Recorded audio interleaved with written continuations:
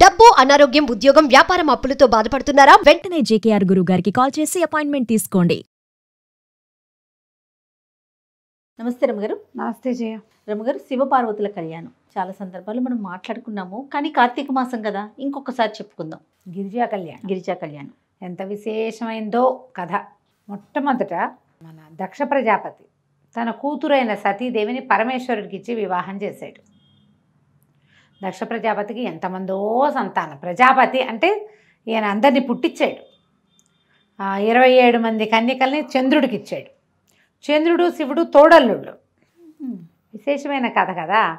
అయితే ఈ అపురూప సౌందర్యవతి అయిన సతీదేవి పుట్టిన దగ్గర నుంచి పరమేశ్వర అనుగ్రహం కోసమే తపస్సు చేసేది.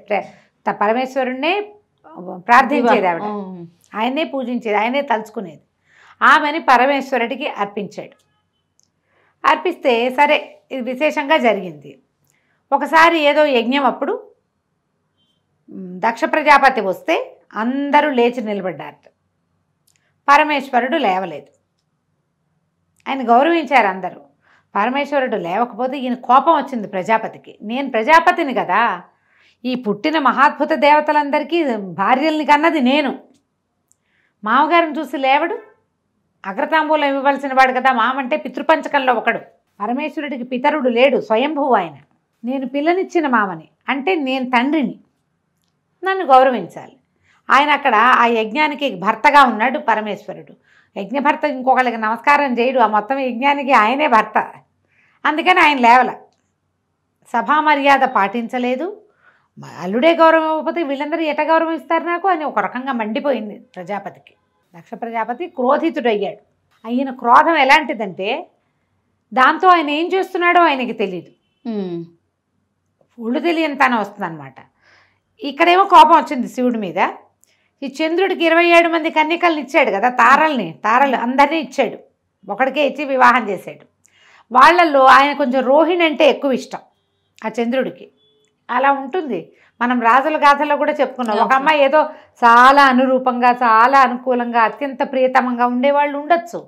ఆయన రోహిణి పట్ల ఎక్కువ కలిసి ఉంటున్నాడని మిగిలిన వాళ్ళంతా తండ్రి దగ్గరికి వెళ్ళి చెప్పారు. ఆయన రోహిణితోటే బాగా ఉంటున్నాడు నాన్న, బాగా అంత బాగా ఉండట్లేదంటే ఆయన అల్లుడిని శపించాడు. క్షయవ్యాధి వస్తుంది నీకు, క్షీణించిపోతావని. చంద్రుడికి హెచ్చుతగ్గులు ఉన్నాయి కదా, అవి ఆయన వల్లే వచ్చాయంటారు. క్షయవ్యాధితో క్షీణించిపోయిన చంద్రుడు పరమేశ్వర అనుగ్రహం వల్ల మళ్ళీ ఆ వ్యాధిని పోగొట్టుకున్నాడు. నిజానికి రోహిణి నక్షత్రం మీద కోపంతో మిగిలిన వాళ్ళు చెప్పారు, కానీ చంద్రుడు చిత్తా నక్షత్రంతో చాలా బాగుంటాడు. చిత్రాచంద్రమసోరివ అన్నాడు కాళిదాసు. రాజుగారు భార్య ఎలా ఉన్నారంటే చిత్తా నక్షత్రంతో కూడి ఉన్నప్పుడు వాళ్ళిద్దరూ ఎలా మెరిసిపోతారట. చిత్తా నక్షత్రం వస్తే పక్కకి చంద్రుడు మెరుస్తాడు, చిత్తా మెరుస్తుంది. అలా ఉన్నారని చెప్తారు. అంత ప్రత్యేకమైన వాళ్ళిద్దరూ. రోహిణి చంద్రులు అలా అత్యంత ప్రేమగా ఉండేవాళ్ళు అన్నమాట. ఈ దక్ష ప్రజాపతి తీవ్రమైన కోపిష్టివాడు అవటంతో అతను ఏమనుకున్నాడు, నిరీశ్వర యాగం అని ఒక యాగాన్ని సంకల్పించాడు. ఈశ్వరుడు లేడు. నిరీశ్వర యాగం పేరే అది, నిరీశ్వర యాగం. అసలు ఈశ్వరుడు లేడన్న యాగం సంకల్పించి బ్రహ్మాది దేవతలందరినీ పిలిచి పరమేశ్వరుడికి కార్డు పిలవలేదు. అయితే సతీదేవి మా పుట్టింట్లో జరుగుతున్న వ్యవహారం కాబట్టి నాకు పిలుపక్కర్లేదు, నువ్వు రాకపోతే మానేసేయి, నేను వెళ్తానంది. ఆయన చెప్పాడు, నేను మనని పిలవల, నాకు ఆహ్వానం రాలేదు, నువ్వు వెళ్ళొద్దన్నాడు. సతీదేవిని వద్దన్నాడు. కానీ ఆవిడ చిన్నపుచ్చుకుంది. మా ఇంట్లో అవుతోంది, నా చెల్లెళ్ళందరూ వస్తారు, నేను కూడా వెళ్ళాలి. ఇప్పుడు మనం కూడా చేస్తాం అట్లాంటిది. ఈ దేవతల గాథలన్నీ మానవుల గాథలకి ప్రతిబింబాలన్నమాట, చూపిస్తారు. అట్లా వెళ్తే ఏమవుతుందో సతీదేవి కథే తెలియజేస్తుంది మనకి. అవమానపడతాం అనవసరంగా. ఈవిడ బయలుదేరి వెళ్ళింది. బయలుదేరితే నంది, భృంగిరిట్టుడు వీళ్ళని కొంతమందిని ప్రమథగణాలను ఇచ్చి అమ్మకి తోడుగా పంపిస్తే ఈవిడ వెళ్ళింది. వెళ్ళేసరికల్లా ఆయన అవమానకరంగా మాట్లాడాడు తండ్రి. నేను సంకల్పించిందే నిరీశ్వర యాగం, నిన్ను ఎవరు పిలవని పేరంటానికి ఎందుకు వచ్చావు, నువ్వు కూతుర్ని కూడా అన్నాడు. అనేసరికల్లా ఆవిడంది, నువ్వు పిలవకపోతే ఎట్లా, నువ్వు పిలవనన్న మాట ఏమిటి, యజ్ఞభర్త శివుడు, పరమేశ్వరుడే యజ్ఞభర్త యజ్ఞకర్త, ఆయన పిలవకపోతే ఎట్లా, నువ్వు చేసింది తప్పు అనగానే ఆయన శివనిందకి పాల్పడ్డాడు. తిట్టేశాడు అల్లుడిని. తిడితే ఈవిడ ప్రత్యక్షంగా కానీ పరోక్షంగా కానీ శివనిందని నేను భరించను. నా భర్తని నిందించటమనే కాదు, నా భర్తను నువ్వు తంటమే కాదు, పరమేశ్వర నింద చెవితో విన్నా తప్పే అని చెప్పి ఆయన వద్దన్నా నేను ఇంత పని చేశాను, ఇక్కడికి వచ్చాను. ఆయన పరోక్షంలో ఆయన అవమానానికి నేను కారణమయ్యాను కాబట్టి నేను యోగాగ్నిలో నా శరీరాన్ని దహించేసుకున్నా, ఇక నేను ఇక్కడ ఉండను అని చెప్పి ఆవిడ యోగాగ్నిలో దహనం అయిపోయింది. అమ్మ చితాభస్మం కొంత భస్మం రాలిపడింది, ఆమె శరీరం అక్కడ ఉన్నది. ఎప్పుడైతే ఇది జరిగిందో ఈ మొత్తం ప్రమథగణాలు కేకలు పెట్టేసి శివుణ్ణి పిలిచారు, అమ్మ ఆహుతి అయిపోయిందని. ఇక్కడికి ఉగ్ర రూపంతో పరిగెత్తుకుంటూ వచ్చాడు శివుడు. భార్యా వియోగం భరించరానిది, పరమ ప్రీతితోటి ఉండే భార్య ఆమె అవమానపడి ఇలా అయిపోయింది కాబట్టి ఉగ్రంతో, పైగా మనం పరిగెడితే మనకి ఒక రకమైన ఉద్రేకం వస్తుంది.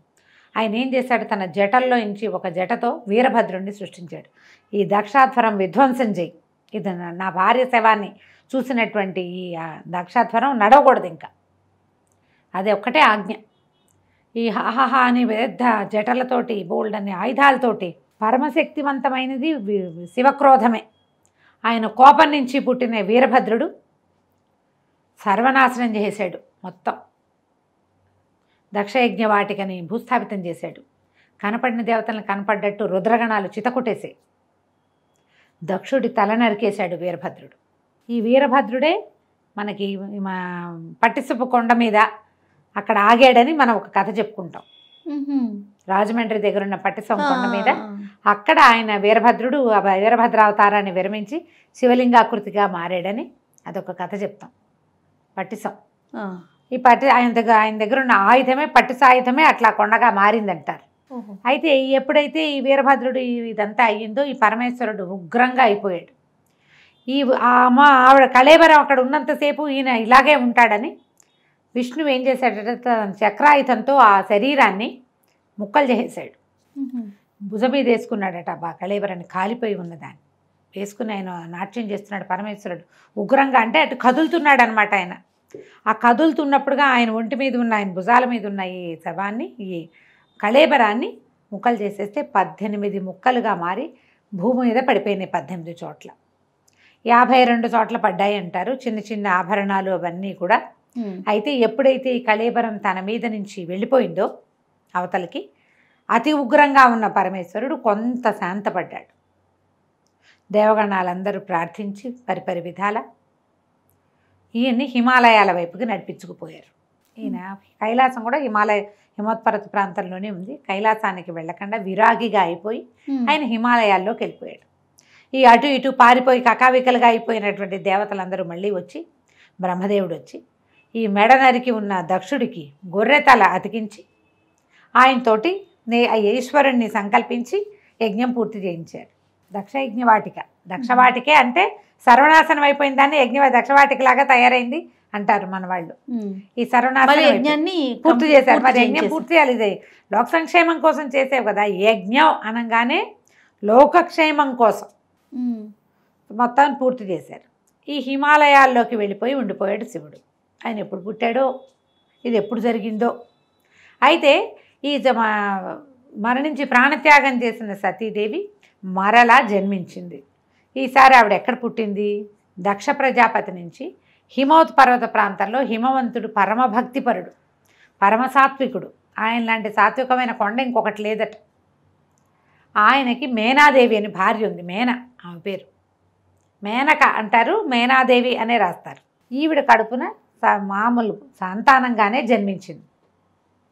పర్వతరాజపుత్రిక కాబట్టి పార్వతి, శైలపుత్రి కాబట్టి శైలజ, ఇలాంటి పేర్లతోటి పార్వతీ నామధేయంతో ఈయనకి కుమార్తెగా జన్మించింది. వీళ్ళకి తర్వాత మైనాకుడు అనే కుమారుడు కూడా కలిగాడు.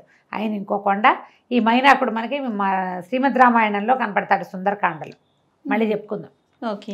ఈ జన్మించిన పుత్రికకి పిల్ల కొంచెం పెద్దదైంది. కొంచెం 9 ఏళ్ళు వచ్చాక ఆయన ఏం చేశాడు, పిల్ల చాలా బుద్ధిమంతురాలు, సాత్వికురాలు, కొంచెం పూజా విధానం అది ఆసక్తి కలిగింది. అయితే ఈయన పరమేశ్వరుడు తన పర్వత సానువుల్లో ఒక చోట తపస్సు చేసుకున్నాడు. పిల్లకి అంత వ్యక్తత వచ్చింది, ఊహ పద్ధతి అన్నీ తెలిసాక పరమేశ్వరుడి సేవకి నియోగించాడు హిమవంతుడు ఈ పార్వతిని. మరి భగవంతుడు ఇక్కడ ఉన్నాడు, ఆయన సేవించాలి కదా. పిల్ల రోజు వెళ్ళేది. పరంజ్యోతిగా కనపడుతున్న ఆయన స్వరూపం పట్ల ప్రేమ పెంచుకుంది ఈ చిన్నపిల్ల. ఆయన చూస్తూ ఉంటే మనకు ఆసక్తి కలుగుతుంది కదా. అయితే ఇంతలో ఏమైంది, అప్పట్లో తారకాసురుడు అని ఒక రాక్షసుడు. ఆ తారకాసురుడికి పరమేశ్వర భక్తి విపరీతంగా ఉంది. వాడు ఏం చేశాడు, పరమేశ్వరుడి కోసం తపస్సు చేసి ఈశ్వరుణ్ణి స్వాధీనం చేసుకుని నువ్వు నాతో ఉండు అని అడిగితే ఆయన తన ఆత్మలింగాన్ని ఇతనికి ఇచ్చారు, తారకుడికి. ఇస్తే ఆ తారకుడు ఆ లింగాన్ని తన మెడలో ధరించాడు. ఎప్పుడైతే ఈ అమృతలింగం అతని దగ్గర చేరిందో ఇక వాడి శక్తికి పట్టపగ్గాలే పోయింది. శివుడు ఆయన తపస్సులో ఆయన ఉన్నాడు, ఆయనకి వీడితో సంబంధం లేదు. తారకాసురుడికి ఏం చేస్తే అనిపించింది, పరమేశ్వరుడు ముక్తి ప్రదాత, మనకు ఆరాధ్య దైవం. కానీ మహావిష్ణువు అలా లేడు. అతను రాక్షసాంతకుడైన హరి, ఆ రాక్షసాంతకుడు కాబట్టి తమ జాతిని అంతం చేస్తున్న విష్ణువుని పట్టి పల్లార్చాలని పుట్టింది తారకాసురుడికి. విష్ణువుని ఎంతసేపు కొలిచే వాళ్ళు ఎవరు, దేవతలు. ముందు దేవతల సంగతి చూద్దామని దేవతల పీఠమనచడానికి ఆయన బయలుదేరాడు ఈ తారకాసురుడు. అయితే ఈ తారకాసురుడికి ఎవరి వల్ల ఇది ఉంది, మరణం ఉంది అంటే వాడు ఎవ్వరి వల్ల మరణం లేకుండా ఒక వరాన్ని పొందాడు బ్రహ్మ దగ్గర. కానీ మరణం తథ్యం కాబట్టి ఒక వేరే వరాంతరాన్ని ఇంకోటి అని కోరుకోమంటే సరే శివ సంతానంతో నాకు మరణం, పరమేశ్వరుడి సంతానంతో నాకు మరణం తప్పిస్తే ఇంకెవ్వరి వల్ల మరణం లేకుండా వరం పొందాడు వాడు. పరమేశ్వరుడు ఎప్పుడు విరాగిగా ఉన్నాడు, ఆయనకి సంతానం లేదు. ముందు సతీదేవి ఉండగాను లేదు, ఆవిడ వెళ్ళిపోయి ఎంతకాలం అయిందో ఇప్పుడు కూడా లేదు. ఆయన విరాగి అయిపోయాడు. ఆయన మళ్ళీ సంసారంలోకి దిగి సంతానాన్ని కంటాడన్న ఆశ అయితే లేదు. ఇక ఎవరి వల్ల చావులేని ఈ తారకాసురుడు విజృంభించాడు. ఇప్పుడు తారకాసుర సంహారం ఎలా జరుగుతుంది అనేది వీళ్ళంతా ఆలోచించి విష్ణువుని ముందు పిలిచారట. బాబు ఈయన సంగతి చూడనాయన అని. విష్ణువు యుద్ధానికి వచ్చి కూడా వీడిని నేను చంపలేను, ప్రచండమైన రుద్ర తేజస్సుతోటి ఉన్నాడు వీడు. ఇప్పుడు వీడి మీద బాణం వేస్తే శివుడి మీద వేసినట్టే. శివుడు వీడితో ఉన్నంతకాలం నేనేం చేయలేను, శివుడిని దూరం చేయాలి ఒకటి. రెండోది వీడి వరం, బ్రహ్మదేవుడు ఇచ్చిన వరం ఏంటి, శివ సంతానమే ఇతన్ని చంపగలదు, శివతేజం మాత్రమే చంపుతుంది. శివతేజము అంటే ఆయన వల్ల పుట్టిన సంతానం. దానికోసం ఏదైనా ప్రయత్నం చేసుకుంటారా బాబు, వాడి దారిని వాడిని వదిలేయండి అని ఈయన దారిని నేను వైకుంఠానికి వెళ్ళిపోయాడు. ఇక దేవతలు చేతులు పీసుకుంటూ ఆలోచించుకున్నారు ఏం చేయాలి, ఎట్లా పరమేశ్వరుని ఇందులోకి దింపాలి. ఈ సందట్లో వాళ్ళకి ఏం తెలిసింది, పర్వతరాజపుత్రిక అయిన పార్వతి నిత్యము సేవిస్తుంది. ఈ పార్వతి ఎవరు అనగానే ఆమెను చూసేసరికి ఆమెలో ఉమా చైతన్యం కనపడుతోంది, భగవత్ చైతన్యం. పాపగా లేదని, చిన్నపిల్ల కాదు, ఏదో ఉన్నది ఈమెలో. అప్పుడు మళ్ళీ పరిగెత్తారు బ్రహ్మదేవుడి దగ్గరికి. ఆ అమ్మాయిని చూస్తే మనకు సతీదేవిని చూసినట్టు అనిపిస్తుంది. అప్పుడు ఆయన చెప్పాడనమాట, సతీదేవి ఇక్కడ జన్మించింది, ఇంకా సమయం రాలేదు, సమయం వచ్చే వరకు వేచుంటారా, సమయాన్ని తెప్పిస్తారో ఆలోచించుకోండి. దేవతలు బాగా ఆలోచించి మన్మథుని పిలిచి, ఓ నాయన నువ్వు వచ్చి ఈ పరమేశ్వరుడి తపస్సు భగ్నం చేయి. ఆయన నిరంతరము తపస్సులోనే ఉంటున్నాడు. కళ్ళు తెరిచి చూస్తే ఈ ఉమా చైతన్యం కనపడుతున్న, ఈ శక్తి చైతన్యం కనపడుతున్న ఈ అమ్మాయిని కనుక ఆయన చూస్తే ఆయన ఆకర్షితుడవుతాడు. చూడటల్లా అసలు ఆయన కళ్ళు మూసుకునే ఉంటాడు. పిల్ల వస్తుంది, పువ్వులు దండేస్తుంది, పువ్వులు పెడుతుంది, పళ్ళు పెడుతుంది. ఆ పిల్ల అక్కడే పరిచర్య చేస్తూ అవి ఇవి సవరిస్తూ తుడుస్తూ ఉంటుంది. ఆయన కళ్ళు తెరిచి చూడ్డు. అమ్మాయి వెళ్ళిపోతుంది, ఈయన లేచి తన వ్యవహారం చూసుకుని మళ్ళీ కూర్చుంటాడు. మళ్ళీ సాయంత్రం వస్తుంది, మళ్ళీ ఈయన కూర్చుంటాడు. పరమేశ్వరుడు కళ్ళు తెరిచి చూడాలి, అది అక్కడ మన పార్వతీదేవి అక్కడ ఉన్నప్పుడే జరగాలి. ఆయన కళ్ళు తెరిపించు అనగానే వచ్చాడు. ఈ హిమాలయాల్లో పువ్వులు అవి పూసే చెట్లు ఎక్కడో ఉంటాయి. పరమేశ్వరుడు ఉన్న చోట మంచు తప్పిస్తే ఏమీ లేదు. ఈ మన్మథుడు వచ్చేసరికి అతను ఎక్కడికి వస్తే అక్కడ వసంతం వస్తుంది. వసంతుడు ఆయన వెనకాలే ఉంటాడు, ఆయనతో పాటే ఉంటాడు. ఈయన చిలుక ఆయుధం మీద వస్తాడు, చిలుక రథం మీద వస్తాడు. భార్య భర్త ఇద్దరు ఉత్సాహంగా వచ్చారు. వసంతుడు వచ్చాడు. మొత్తం చుట్టుపక్కల ఉన్న మొక్కలన్నీ చిగురు చేసినాయి, బాగా కళకళలాడుతుంది. చల్లని గాలి, సుగంధభరితమైన గాలి వస్తుంది. ఈ అమ్మాయి పార్వతీదేవి పరిచర్య చేస్తుండగా మన్మథుడు ఒక చెట్టు చాటున దాగి, పెద్ద దాగల కొంచెం అటు ఇటుగా నుంచుని పరమేశ్వరుడికి బాణం వేసుకుంటాడు. ఈ బాణాలు ఏం వేస్తాడు మన్మథుడికి, పంచబాణుడు అంటారు. 5 బాణాలు ఉన్నాయి. ఈ 5 పువ్వుల బాణాలే, కేవలం మనసుని చంచలం చేస్తాయి అంతే. అవి ఏ వస్తువును చూస్తే దానికి ఆకర్షితులయ్యేగా చేస్తాయి. అశోకము, అరవిందము, నీలోత్పలము, మామిడి పువ్వు, చూతము, నవమల్లిక, ఈ 5 ఆయన ఆయుధాలు. ఓహో, ఈ 5 బాణాలు. ఈ బాణం పువ్వు వేస్తే దెబ్బ తగులుతుందా? పువ్వులతో కొడితే దెబ్బలు తగలవు. అది ఎక్కడ తగలాలో అక్కడ తగులుతుంది. మనసు కిటికీలు తెరుచుకుంటాయన్నమాట. ఈ బాణాలు వేసేసాడు టపాటపా, ఒకదాని వెనకాల ఒకటి. బాణం తగిలేసరికి ఆయనకి స్పృహ వచ్చింది. కళ్ళు తెరిచి చూసరికి అమ్మాయి కనపడింది. కానీ ఆయనకి వెంటనే ఏం తెలిసింది, వీడెవడో నన్ను కొట్టాడు. ఓహో, ఈ కొట్టిన వాడెవడని అటు చూశాడు. చూసేసరికల్లా కనిపించాడు మన్మధుడు. చక్కగా బాణాలు ధరించి అందంగా అలంకరించుకొని రతి సహాయుడుగా పక్కనే భార్య ఉంది. చిలుక వాహనం కనపడుతోంది. మొత్తం వాతావరణం అంతా అదే మెరిసిపోతూ పువ్వులతోటి గుమగుమలాడిపోతుంది. కోపం, వీడికి ఇంత సాహసం, నన్ను కొడతాడా వీడు అన్న ఒక్క భావం లోపల వచ్చేసరికల్లా ఆయన 3వ కన్ను తెరుచుకుంది. మామూలు నేత్రాల్లోంచి అగ్ని వర్షించడు, తృతీయ నేత్రంలోంచి అగ్నే, అది అగ్నినేత్రం, 3వ నేత్రం. ఎప్పుడైతే ఈ కన్ను తెరుచుకుందో కంట్లో నుంచి ఇట్లా మంట వచ్చేసింది. ఆ రావటం ఆ 3వ కంటి మంటకి ఈ మన్మధుడు భగ భగ భగ మండిపోయాడు. హర శివ శివ అన్నాడు. శివ లేదు, హర లేదు, దగ్ధమైపోయాడు. బెదిరిపోయింది ఈవిడ పార్వతీదేవి. పరమ దుఃఖంతో పరిగెత్తేసింది. అమ్మాయికి అర్థమైంది ఏం జరిగింది. చెలికత్తెలు అందరూ పరుగులు పెట్టారు, తెలుసుకున్నారు. ఎప్పుడైతే ఈ కంటి మంటతోటి ఆ మన్మధుడిని కాల్చేశాడో పరమేశ్వరుడు రిగ్గున లేచి వెళ్ళిపోయాడు అక్కడి నుంచి. ఆయన వెళ్ళిపోయాడు. ఈవిడ బిత్తరమొహంతోటి నుంచుంది పార్వతి. అవి తెలియలా, చిన్నతనం కూడా కదా, ఏం జరుగుతుందో అర్థం కాలేదు. ఆయన తన వైపు చూసింది, తెలిసింది. ఒకళ్ళొకళ్ళు చూసుకున్నారు వీళ్ళిద్దరూ. ఏం చేయాలో తెలియలేదు. దుఃఖంతో ఈవిడ ఇంటికి వచ్చింది. పరమేశ్వరుడు వెళ్ళిపోయాడు అని. ఆ వెళ్ళిపోయిన పరమేశ్వరుడు కావాలనిపించడం మొదలుపెట్టింది అమ్మాయికి. తల్లికి చెప్పింది, నేను ఇంట్లో ఉండను, పరమేశ్వరుడి కోసం నేను తపస్సు చేసుకుంటాను, నేను వెళ్ళిపోతానని.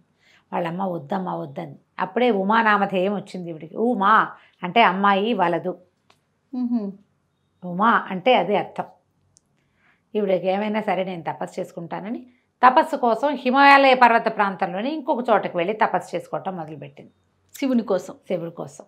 ఆ కన్ను తెరిచేసరికల్లా ఇంకా అప్పటిదాకా భక్తి ఉంది, ఇప్పుడు ప్రేమ వచ్చేసింది. ఈ బాణాలతోటి వాతావరణం అంతా మారిపోయింది. యాంబియన్స్ మారేసరికి ఐడియాలు మారిపోతాయి కదా. అదే మనం ఇప్పుడు దానికి వర్కౌట్ చేస్తున్నాం, మంచి యాంబియన్స్ ఉండాలని. ఎప్పుడుదో ఇది గుడ్ యాంబియన్స్ ఐడియాస్ని మార్చేస్తుంది. అయితే ఈ తపస్సు చేసుకోవటం మొదలుపెట్టింది. తపస్సుతోటి మొదట్లో అవి ఇవి తిని ఉండేది. క్రమంగా ఆకులు కూడా తినడం మానేసిందిట. అపర్ణ అయింది అమ్మవారు. అప్పుడు పర్ణములు కూడా లేవు.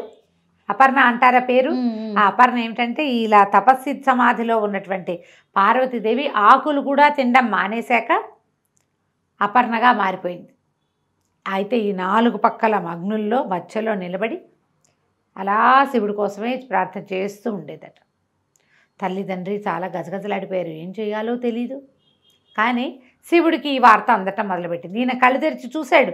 అమ్మాయి మీద మనసు లగ్నమైంది. ఈ అమ్మాయి ఎవరు ఏమిటి వచ్చినాయి ప్రశ్నలు. మెల్లిగా నారదుడు, విష్ణువు వీళ్ళ మాటలతోటి ఆయన ఈ అమ్మాయి మీద మనసు లగ్నమైంది ఆయనకి, పార్వతీదేవి మీద. తర్వాత కొద్ది రోజులు గడిచాక ఈవిడ తపస్సు చేసుకోవడానికి ఒక కుటీరం అది నిర్మించుకుంది. ఒకళ్ళిద్దరు చిలుకత్తెలు ఉండేవాళ్ళు సహాయకులుగా. ఒకనాడు ఈవిడ ఉండగా ఇక్కడికి ఒక ఆయన వచ్చాడు. ఈ వచ్చిన వాడెవడు, ఒక ఇది మౌంజి అంటే ఏమంటారు దాన్ని, ఒక లేడి చర్మాన్ని చుట్టు చంకలో పెట్టుకుని దర్భలు కమండలాలు అవి పట్టుకుని జుట్టు ముడేసుకుని ఉన్న ఒక యువకుడు, యతి లాంటి వాడు వచ్చాడు. అపర్ణ జటిలం పేరుతోటి పుస్తకంలో ఇంటర్మీడియట్లో పాఠం కూడా ఉండేది. వచ్చి ఈవిడ అమ్మాయి నువ్వు ఎవరి కోసం తపస్సు చేస్తున్నావు ఏమిటి అని కనుక్కున్నాడు. పరమేశ్వరుడి కోసం చేస్తున్నానని చెప్పింది. చెప్పేసరికి ఆయన అన్నాడు, ఆయనది నీకు మ్యాచింగ్ ఎక్కడ కుదురుతుంది? ఆయన బూడిద పూసుకుంటాడు, శ్మశానాల్లో ఉంటాడు, రక్తమోడుతున్నటువంటి ఏనుగు చర్మం కట్టుకుంటాడు, పులులు వీటిని మన పాముల్ని ధరిస్తాడు. మీ పొద్దున నీ పెళ్ళైతే, అతనితో నీ పెళ్ళైతే నువ్వు తెల్లటి దుకులం ఒక తెల్లటి వస్త్రం కట్టుకుంటావు, బంగారపు రంగు హంసలు అంచున్న పట్టుచీర కట్టుకుంటావు, ఆయనేమో నెత్తురోడుతున్న గజాజీనం కట్టుకుంటాడు. మీ ఇద్దరికి మ్యాచింగ్ ఎట్లా కుదురుతుంది?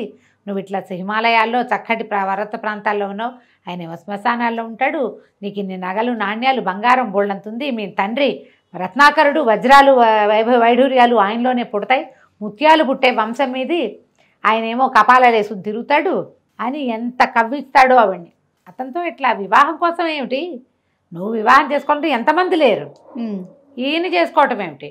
అమ్మ లేడు, నాన్న లేడు, ఎవరు లేరు ఆయనకి. దిగంబరుడు, దిక్కులే అంబరాలుగా కలిగిన వాడు, ఎవరు లేరు.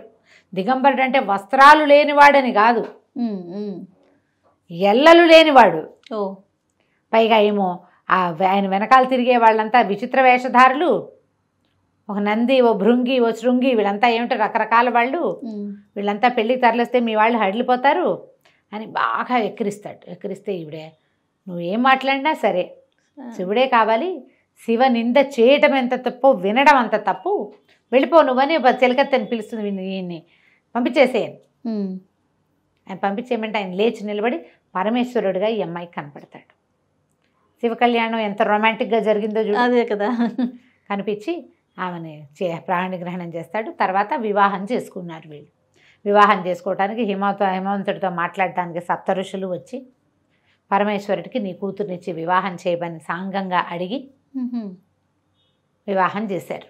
ఆ వివాహానికి మొత్తం అందరూ వెళ్ళారట, 3 కోటి దేవతలు వివాహానికి వెళ్ళారు. వీరికి వివాహం జరిగిన తర్వాత ఈ వివాహానికి పెళ్లివాళ్ళు, ఆడపెళ్లి వాళ్ళంతా స్వాగతం చెప్పడానికి వస్తే ఈయన వెనకాల ఈయనేమో కపాలాలు అవి ధరించి పెద్దగా ఇంత జుట్టు జటలతోటి ఒక ముసలి ఎద్దునెక్కి మహాద్భుతమైన ఆకారంతో త్రిశూలము, మన్నిండా పాములు, ఒంటి నిండా పాములతోటి ఈ వచ్చి చుట్టూతా ఉన్న ప్రమథగణాలన్నీ ఇవన్నీ రాక్షస పిశాచగణాలు కదా. ఆయన ఏముంటాడు? భూతనాథుడు. ఆయన శ్మశానంలో ఉండేవాడు. అక్కడ ఏముంటాయి? బేతాళ పిశాచాదులు బోల్డ్ అని ఉంటాయి. అందరూ హడిలిపోయారు. అందరూ దేవతలే అట్లా కనపడతారు. నువ్వు ఎలా చూస్తే అట్లా కనిపిస్తారు. బాబోయ్ అనుకుంటే బాబోయ్గా ఉంటుంది, పర్వాలేదు అనుకుంటే పర్వాలేదు. మేనాదేవి పరమ దుఃఖంతో అయ్యో పిల్లకి ఇలాంటి కష్టం వచ్చిందే, ఇట్లాంటి వాడికి ఇచ్చి పెళ్లి చేస్తున్నాం ఏమిటి మనం, ఈ పెళ్ళి లేకపోయినా పర్వాలేదని ఆవిడ 7 శోకాలు పెట్టి అలా జరిగిందని చెప్తారు.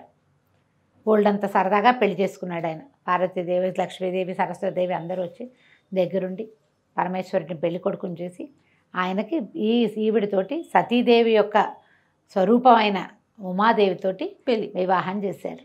గిరిజా కళ్యాణం అత్యంత విశేషమైన గాథ. మనకి బ్రహ్మదేవుడి పెళ్ళి, విష్ణుమూర్తి పెళ్లిలో ఈ సరదా కనపడదు. వెంకటేశ్వర స్వామి వివాహంలో కొంచెం కనిపిస్తుంది, మళ్ళీ శ్రీకృష్ణుడు రాముల వారి వివాహాల్లో కూడా కనిపిస్తుంది. కానీ మహావిష్ణువు వివాహం సింపుల్గానే కనిపిస్తుంది. లక్ష్మీదేవి వచ్చింది, విష్ణువుని చేరుకుంది అని చెప్తారు. ఎందుకంటే విశేషమైన గాథగా కనపడదు. వివాహం అయిన తర్వాత వీరిద్దరికీ సంతానంగానే షణ్ముఖుడు జన్మించాడు. కానీ శివతేజం, శివపార్వతులు ఇద్దరు, ఆమె శక్తి, ఇతను శివుడు, వీళ్ళ వల్ల కలిగే సంతానం చాలా ప్రచండమైనది అవుతుందని పార్వతీదేవి గర్భంలో ఆ శిశువుని పడనివ్వకుండా చేశారు దేవతలు.